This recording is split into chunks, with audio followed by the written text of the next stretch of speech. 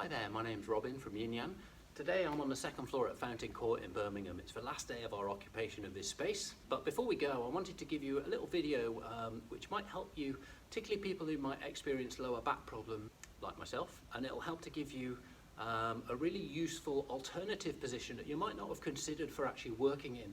So this will only work if you're working on a laptop or a tablet or your mobile phone, which a lot of us are a lot of the time.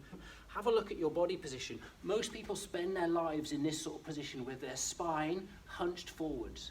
Now, what we tend to do is we're lifting our chin up, we're compressing our neck, our spine is hunched forwards all the time.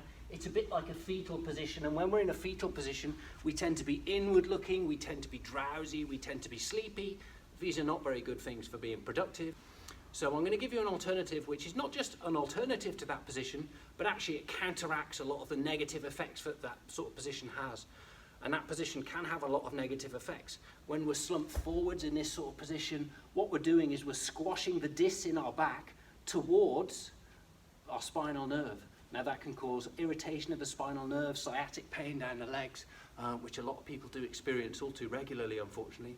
Now this can counteract that, and it can help to move those discs in the opposite direction, away from the spinal nerves. It can help to send them back home. As usual, with anything that you do, listen to your own body. Coming into this position initially might be a little bit uncomfortable, and I'm using the supports today to help me to do that, and it's hopefully going to help you stay in that position for longer. Now, as I said before, fetal position tends to be a bit more drowsy and inward looking and blur, whereas actually the position we're doing is going to be a bit of a back bend. So actually think about back bend's position tends to be the sort of stretches we do in the morning to wake ourselves up, and these do give us energy, they help us to stay awake. We're going to be doing this one on the floor. Take your shoes off, if you can, and then I'm bringing myself on my yoga mat. You don't need yoga mats for this, because I've got a lot of yoga mats. I've put a couple out so I know it's nice and comfortable, but you can use a comfortable rug or just put an old duvet or a blanket or something on the floor to protect yourselves a little bit. Now I've got two supports. I'm using rolled up yoga mats, but you can use blocks, you can use cushions folded in half, you can use some phone books with a towel on top to give you a little bit of padding. You have got some supports. You will have something available that you can use for this. And we're going to be using, this is the most important prop that we're going to be using, and we want that to be sat on the bony part of our hips. So that's, for most people, that's just above the waistband of where your trousers would be, and you can just feel those bony part of the hips just on the outside. It's the front part of the pelvis, the front corners of the pelvis. That's what we want to be resting our body weight on here. Now I've got another rolled up yoga mat here, which is just to lift my feet up. When I get into position, you'll see what that does. Just an option, not as important. This is a really important one. And what we want to do is we're going to try and position ourselves. So if you've got your laptop or phone, then you can have that in front of you here. And we're just going to try and lower ourselves down, front down, so the bony part of our hips are resting on the top of our support. Now you don't want to have anything too sharp or too hard here, so if you have got something, you want some firm support, so if you've got something which is a bit angular, then do put some padding, a blanket or a cushion or a pillow on top of that. It needs to be, I'm about probably 5-6 inches off the floor here, and I'd say that's something good to aim for if you like. Now, once you bring yourselves into position here, hopefully you'll just start to settle down onto your elbows. And notice I've got my feet rested on that one as well. Again, it just takes the pressure and it feels nice for me. You don't have to have this one where the feet are. I'll move that one out of the way. You can have the feet flat on the floor if that feels more comfortable. Now, if you think about what's happening to your spine in this position, it's a really gentle back bend. Nice and gentle. And with the hands here, propping ourselves up on the elbows, hopefully, might need to build up the strength in the shoulders to stay in this position for really long periods of time.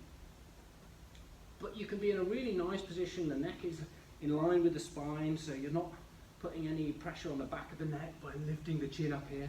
You're looking at the gap just between the hands or just in front of the hands, wherever your screen is, and you could be working away in this position.